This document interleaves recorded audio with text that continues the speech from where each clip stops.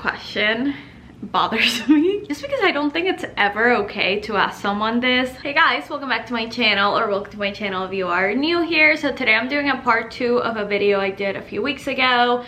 I asked you guys on Instagram to ask me some questions, and today we're doing the part 2 because I got so many. If you missed the part 1, I'll link it down below.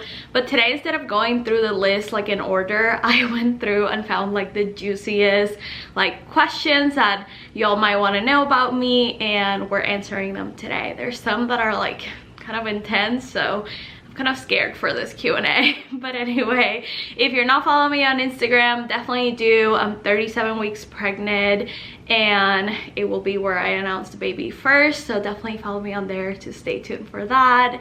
And yeah, if you have any more questions, leave them in the comments. Let's go ahead and jump into it. Okay, someone asked, is this your rainbow baby? No, this is not my rainbow baby. This is my first pregnancy ever. I feel like maybe people think this because of all the rainbow motifs in like the nursery, and I've just been like obsessed with rainbows lately. Is this okay to ask? I don't know. I feel like people that have suffered a miscarriage and get their rainbow babies are pretty open about it, but I feel like maybe some people would like that didn't want to share this, maybe get like a little hurt or triggered by it, so maybe it's not okay to ask. But no, this is my first pregnancy ever. I know I'm very lucky, and like always on TikTok I'm seeing moms kind of talk about this, and my heart like really goes out to them. I'm just like, I like rainbows. I don't think they're just like exclusively for people that have lost a baby or have had a miscarriage. So that's like why her nursery, and like rainbows are so happy and colorful and bright, and I love everything that they signify. But no, this is not our rainbow baby. Do you regret eloping now that everyone's getting a real wedding? No. My husband and I got engaged at the start of 2020, before the pandemic happened, like in January. And then obviously the pandemic happened, but we knew when we got engaged that it wasn't gonna be like a wedding that happened like in a year, because there was so much to plan. So many people had to come internationally. Like the 75% of our wedding guests would come from different parts of the country and the world. So we knew it wasn't gonna happen right away. Then I knew that a ton of people were gonna get married, like their weddings that were postponed, that were gonna get married on 2021. Then when we finally found a venue, it wasn't until 2023, because I want to get married on New Year's Day. So we just decided to elope before then, and it was honestly the best decision. I couldn't imagine how overwhelming it would be to plan a wedding right now. I've spoken to some people that have planned their weddings and are planning their weddings, and it just sounds so stressful. And honestly, y'all, like this is the #1 thing. I'm so glad we didn't have to spend that money like this year or next. I do eventually plan on getting married in our Catholic church and having all our family come and having like a reception and all that stuff, but it won't be for a while because of the baby. So yeah, I don't regret it at all. I'm happy for everyone that's getting their wedding, but to be honest, there's nothing I desire less than being stressed out right now planning a wedding. Are the dogs ready for the baby? How did training go? Honestly, I don't know. It's kind of hard to tell if Bold will ever be ready to have a baby in his life. I've said this, I think I've told this story a few times on my channel, but Bold had a really rough life before I got him. He was a pit bull, or like dog fighting bait dog, so he was like the one that they put in the middle to like rile all the dogs up. And I've said this a million times, I don't blame the dogs, I blame the people, and the horrible people that I wish I could just murder myself. But anyway, I digress. So he had a terrible life. He has a lot of trauma and issues that I don't think will ever heal, no matter how much training or love we give him. So he does have like certain things about him that are a little difficult to deal with a baby. Mostly barking and biting sometimes. I don't think he will ever bite a baby, but like that's why we wanted to get him trained. Am I still concerned? Yes, and it will never be where like I just leave the baby around Bolt, like roaming around free. I think there's always going to be like a part of me that wants to like keep them separated, and just like you never really know, especially when the baby's a toddler. So I mean, it went well. If we have to do it again, we will. But I mean, I love him and I would never get rid of Bolt. Is this your forever home? No and yes. So as it is right now, no, because I feel like after we have like our second baby, we've already outgrown this house. Just because there's only 4 bedrooms and we have our guest bedroom, our master bedroom, and then the baby's nursery, and then Dante's playroom, and then obviously like my office where we are right now is not really a bedroom. I just feel like we would already run out of space. If you don't know and you haven't watched my house tour or my vlogs in the past, basically I had this whole plan before getting pregnant of starting a lot of house renovations this year. Obviously I got pregnant back in December, so it didn't happen. I knew I didn't want to be pregnant and dealing with construction delays and just noises and people in the house, and you never really know how long those things take.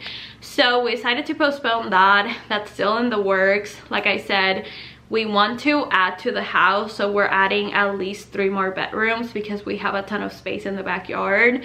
So after we do that, that will definitely be our forever home. I love this neighborhood. I love our house. It just, like, it's not my dream house yet.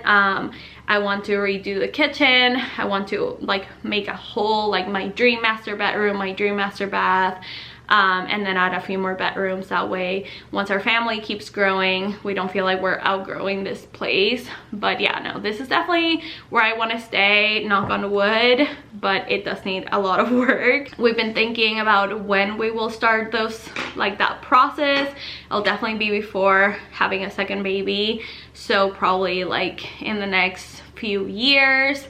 I will take you guys along. I will do vlogs, reno updates, all that good stuff, but right now I'm just trying to focus on, you know, this new stage of life, and I don't want to overwhelm myself with like house renovations because I know how stressful those can be.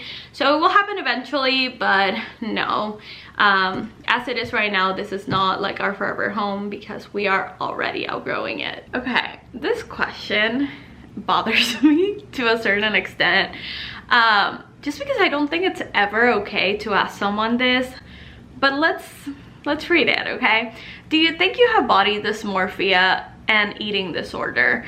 You talk about weight, and I think like this person meant to say you talk about weight a lot, but they got cut off. Whatever.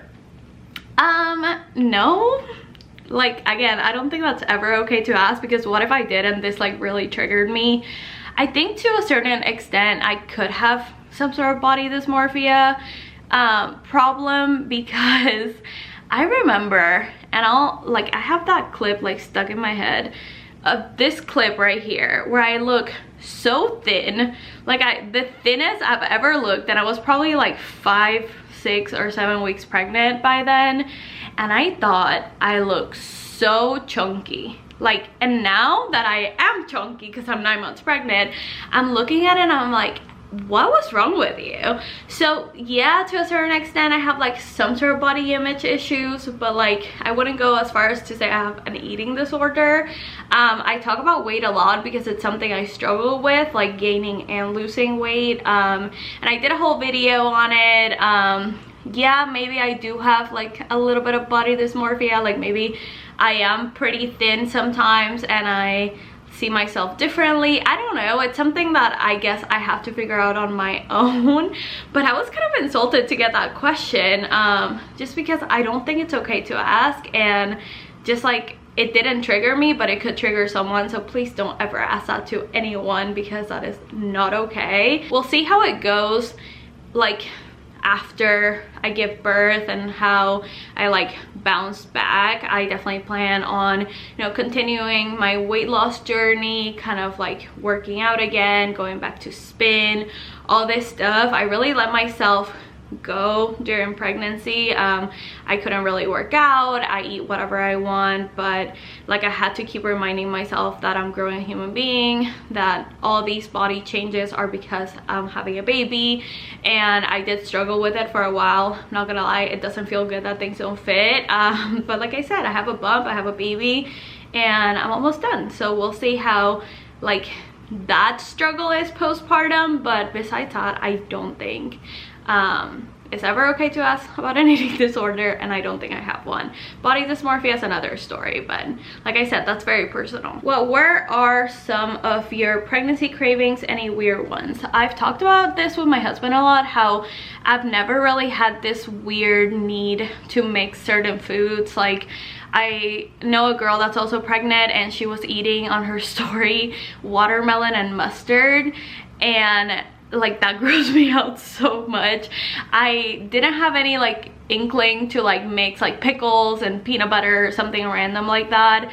I did have a ton of cravings at first, especially I think after my first trimester was over, they kind of went away. Now it's just kind of random, but it was a lot of Venezuelan food, especially like arepas and tequeños. I ate so much of those. What else? Right now I think my cravings are a lot of passion fruit. I don't know why, that's like my #1 thing that I want. Anything passion fruit, gelatos, yogurts, desserts. I've been craving a lot of sweet things lately, but nothing strange. And like I said, I had a whole list of things that I was craving during my first trimester, but recently it just died down, and now it's just passion fruit. Another weight related question: how are you dealing with pregnancy weight gain after your weight loss? So if you don't know, I lost a ton of weight towards the end of last year, and I was feeling great about my body. I was on like a workout grind, going to spin like 3 times a week, sitting in the front row, fitting into all the clothes I ever wanted to fit in.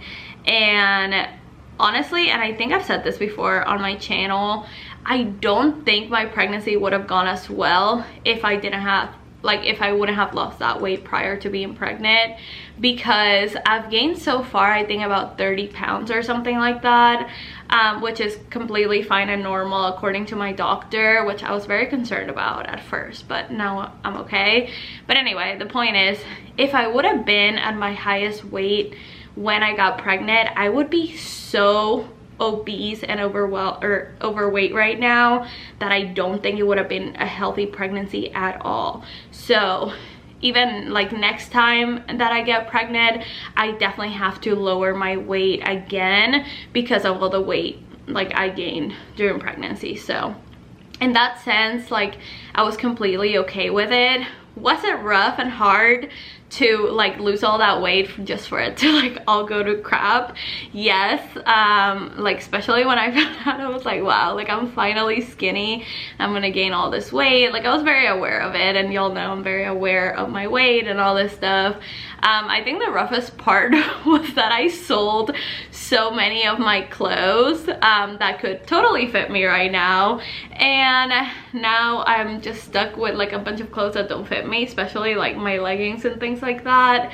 But it's okay. Like I said, I'm like fully aware I'm growing a human being, and this is just temporary. And like I said, I do fully plan on like going back to my healthy lifestyle once the baby's born. But yeah, it was definitely not great, especially at first. I think at first I was like gaining weight like very slowly, and then recently, once I see the scale like go up every time I go to the doctor, I'm like, oh, this is rough.